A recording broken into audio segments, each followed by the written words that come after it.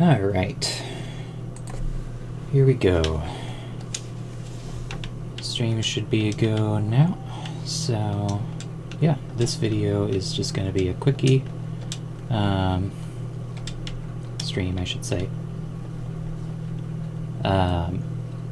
Mostly just talking about the 15th anniversary of Halo 3 and just some other stuff. I should also mention that currently I've got a playful cat trying to get my attention, so I might have to just momentarily step away to get her to stop getting into stuff that she shouldn't get into. But aside from that, things should be relatively smooth sailing. Basically, yeah, Halo 3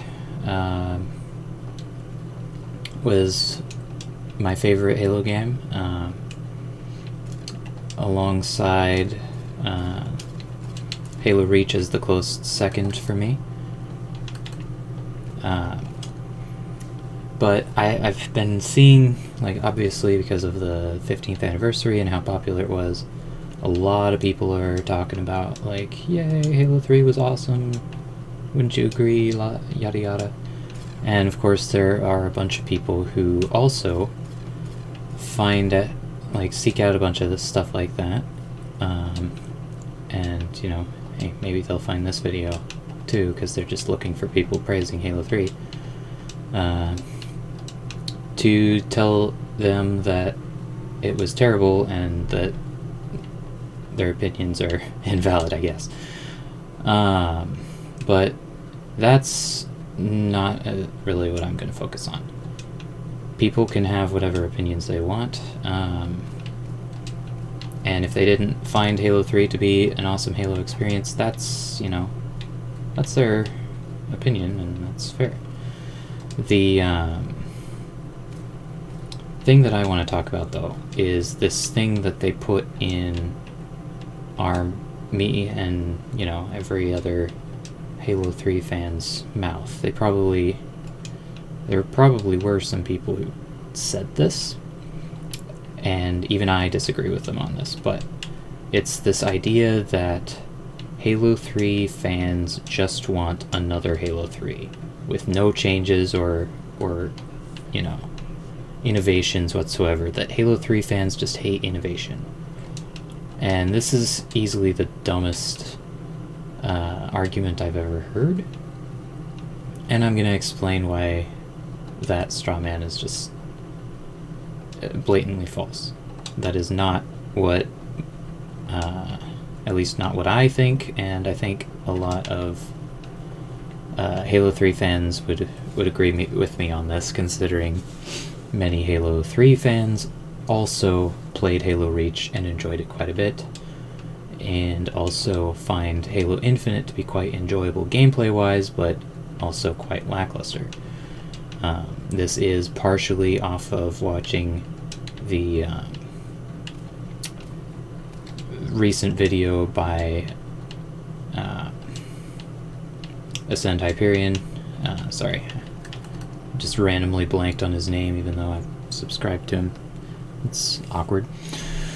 Hey, this kind of streaming, recording stuff, especially live commentary while playing a game, can be kind of difficult to, you know, multitask. But yeah, he made a video talking about Halo 3 and the stats of his census thing, and both he and some of the people in the comments were making the claim that Halo 3 fans' dissatisfaction with Infinite is because, or is evidence of, their hatred for innovation. So yeah, enough with the preface, I might as well get to the point. The thing is innovation is not what 343 has been doing, and people are comparing, are basically, that's what the disconnect is the people who are saying that we hate innovation are generalizing everything that 343 has done that we're complaining about as innovation, which is kind of absurd considering many of the features and changes that 343 has made to Halo were not expanding upon anything that Halo already had, but rather just outright changing it. Halo 4 did do an expansion on loadouts, which was already a controversial feature that people weren't all that keen on, but they also took a ton of Call of Duty features and used those, or like implemented Call of Duty stuff and tried to change the appearance and the play style of the game so much because they were trying to get it to be more of a Call of Duty game. And that's a cheap example, but I guess here, Sprint, for example. Long debated whether or not it belongs in Halo. That I won't say whether or not I think. Well, I will say what I think, but I won't say that what I think is right overall.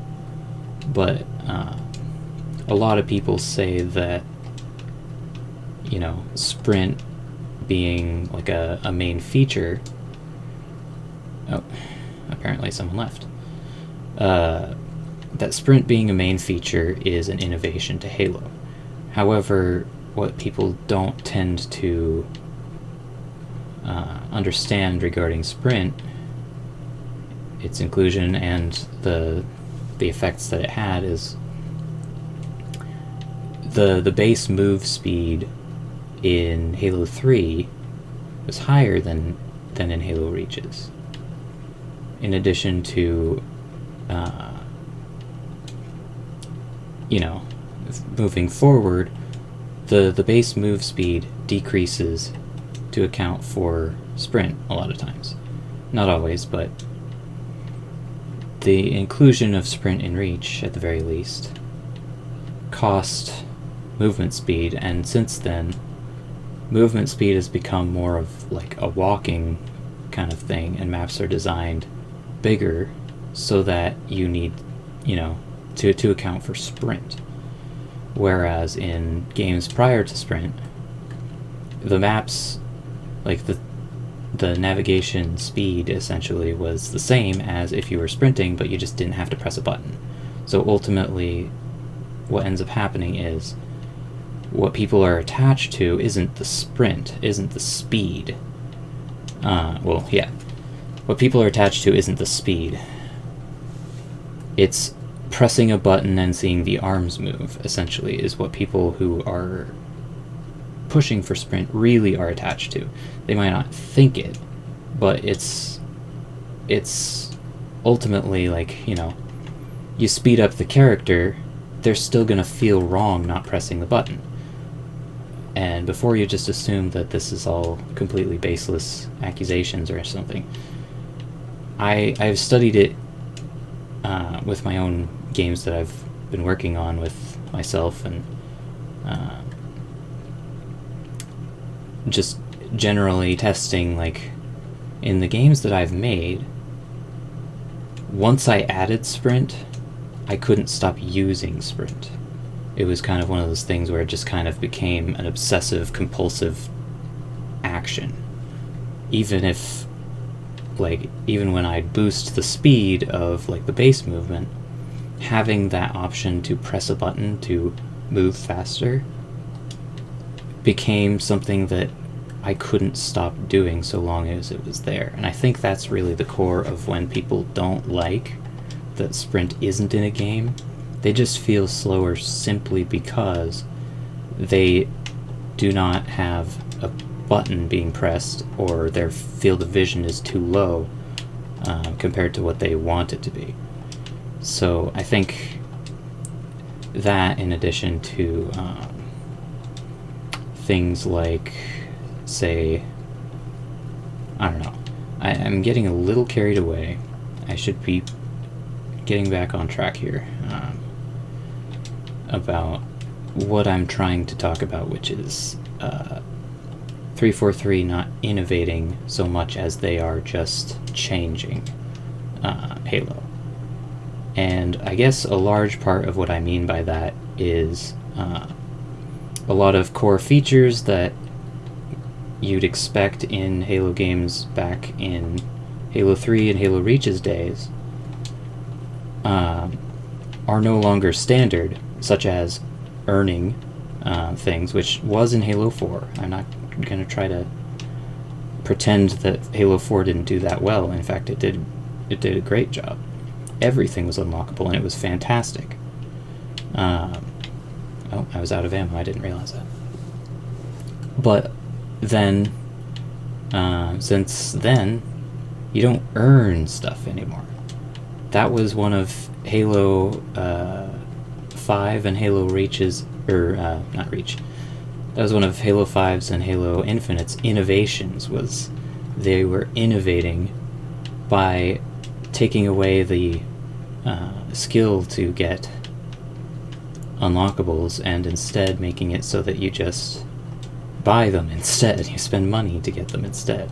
That's not real innovation. That is simply changing something for the worse.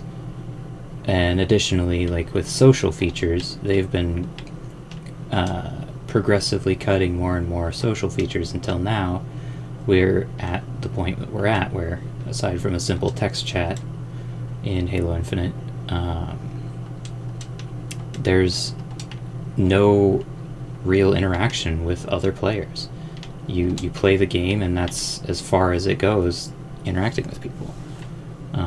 If you already know them or contact them through external sources, like the Xbox Messenger or Steam Messenger, if you do that, then you can maybe get them to enjoy your to join your party and, play together that way. But back in the older Halo games, such as Halo 3, especially Halo 3, you literally wouldn't even have to talk to a person. You could just change the there was the option up at the top for which lobby you were in, essentially. And that would allow you to, say you're in matchmaking and you had a lot of fun with some people, and let's assume you haven't even talked to these people. You're not on mic, or they aren't on mic and you are, or something. It doesn't matter if you communicate with them or not. One of the things you could do, and I've done this, and it was great, is just go up to the top tab and switch your browser or your page to the custom games. And they'll just, most of the time, they just stay there. People would just stay with you. And that's one of the things that Reach ended up taking away, was you couldn't just switch lobbies. And I think that was probably for the best. I mean, just randomly switching lobbies on people can be kind of annoying, but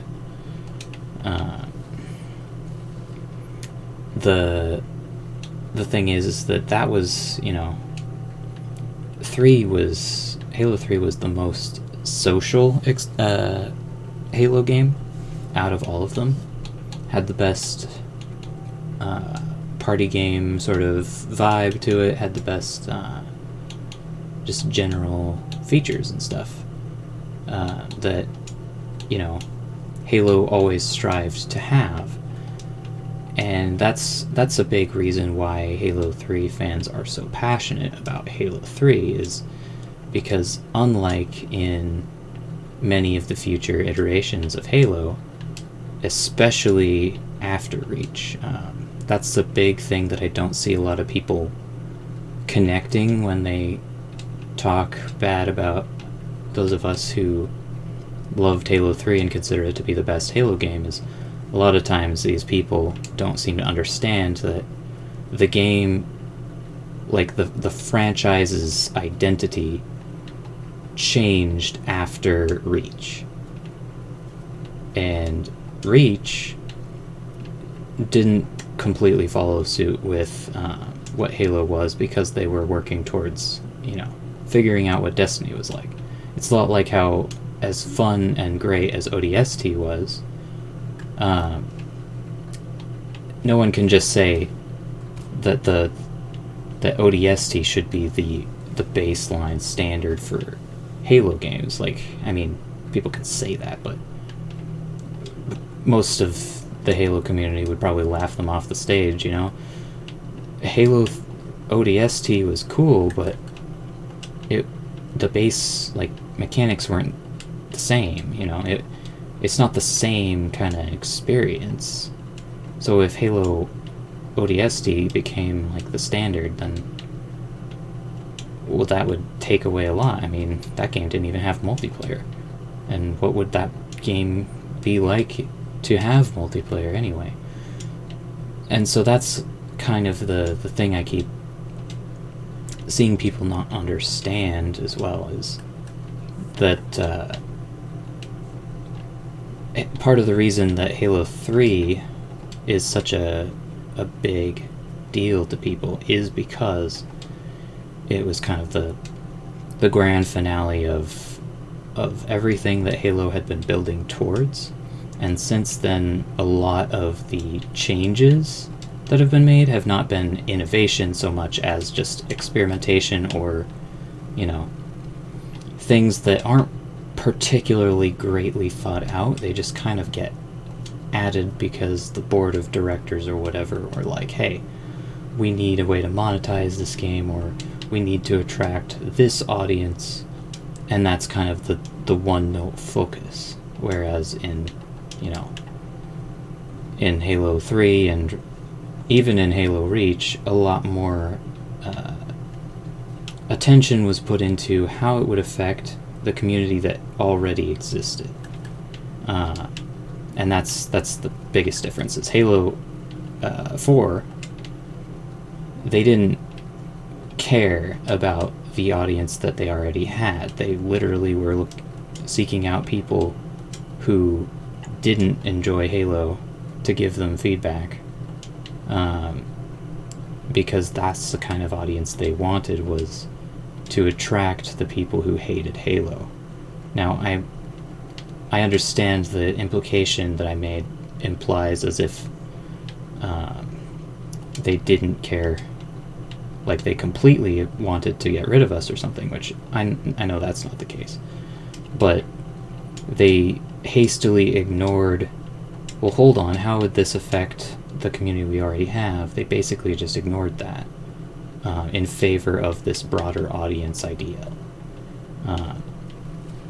And that's the kind of haste and poor discretion that has been made with many of the Halo games since Halo Reach. But yeah, I guess the last thing I want to mention is that last point I want to make before I call it quits here is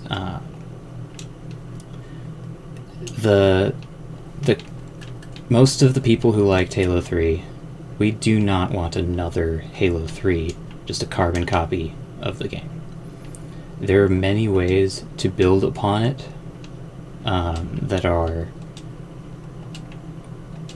that's basically what we want. Is we want the things that make Halo Halo to be built upon, not disassembled. And that's the thing, is like Halo 3, they largely just built upon Combat Evolved and Halo 2. Like, for example, things like, for example, the Magnum returned in Halo 3. Not as great as it was in Combat Evolved by any means, but they also had the battle rifle. Basically all of the weapons that were in the previous Halo games existed in Halo 3. Additionally, basically every mechanic that had been in Halo Combat Evolved and Halo 2 were also in Halo 3. I'm sure people really, really, really deep in the like exact details of every difference between all of those games.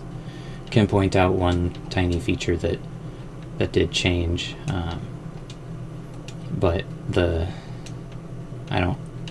it's not really the point that I'm trying to make. The point I'm trying to make is what stuck, what people really liked, stayed. People really liked playing as the elites in Halo 2, so it stayed. People stopped liking the elites in Halo 3, so what happened? They changed in Reach. Did that make some people upset? Yes. Did that mean that everybody, hates change? No. It just means that, people liked to be able to customize their elites and be elites in multiplayer, and they were disappointed by that, obviously, but it was not just like, it was not comparable to, oh, you can't play as elites ever, or the decision that 343 made to say make sprint a essential feature of gameplay, or to make it so that the thruster pack is built into the player, and so they can get random bursts of inertia in a random direction completely spontaneously. Like stuff like that changes the game. It changes the experience by a very, very significant amount, in very significant ways, and that kind of stuff was just done to appeal to a broader audience and to get people to, it was meant to change the game, not to improve it so much. I mean, like, obviously, what would they be doing if they weren't trying to improve it? But still, the point that I'm trying to make is simply just that it's not improvements. They're not the same thing, is what I'm trying to say. There's a difference between innovation, like being able to hijack vehicles, for example, and change, like the plasma pistol doesn't EMP vehicles anymore. Both have pretty significant effects, but one just kind of messes with people's heads, and the other adds to the experience. And one thing I also want to point out regarding the whole Halo 3 recreation idea is that there are ways to expand upon a game without changing the fundamentals. I mean, look at Minecraft, for example. How many years of Minecraft have we gotten where, like, let's just ignore the... Oh, hey, I got a no-scope sniper rifle achievement thing. Cool. Like, for example, Minecraft. Since Hunger got added, have they changed Hunger? Have people complained about it? Yeah, of course they've complained about Hunger and that stuff. But, like, my point is that